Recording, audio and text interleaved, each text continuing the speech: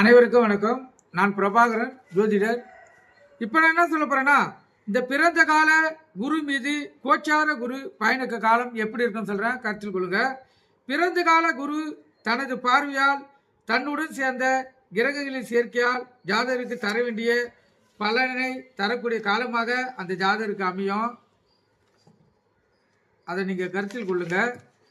அதே போல அந்த ஜாதகர் தைரியம் இல்லாமல் இருந்தால் இந்த கோச்சார குருவால் அவருக்கு தைரியம் ஏற்படும். அதே போல் ஜாதகர் கல்வி கற்கக்கூடியவராக இருந்தால், கல்வியில் மந்த நிலையில் இருந்தால் அவர் இந்த கோச்சார குரு மேல் பயணிக்கும் காலத்தில் நல்ல மதிப்பெண்ணை பெற்று அனைவருடைய பாராட்டியும் பெறுவார். அதே போல லக்னாதிபதியா செவ்வாய் இருந்து லக்னக்காரனாக குருவின் பார்வையும் பிறவிலேயே இருந்து கோச்சார செவ்வாய் இவர்களின் பார்வை பெற்ற காலத்தில் அந்த ஜாதகர் பலமான பலனை பெறக்கூடியவராக இருப்பார். லக்னத்துக்கு 8 குருவும் குருக்கு பாதகத்தில் செவ்வாயும் இருந்தால் பிறந்த கால குருக்கு பார்வை செலுத்தக்கூடிய சக்தி இருக்காது, கருத்தில் கொள்ளுங்க.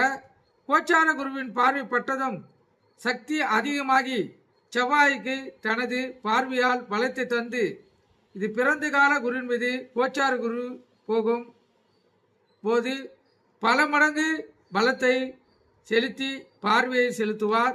அதனால் அந்த ஜாதகர் அனைத்து விதமான விதத்திலும் சிறப்பான பலனை பெற்று மதிப்பான வாழ்க்கை வாழ்வார், கருத்தில் கொள்ளுங்க.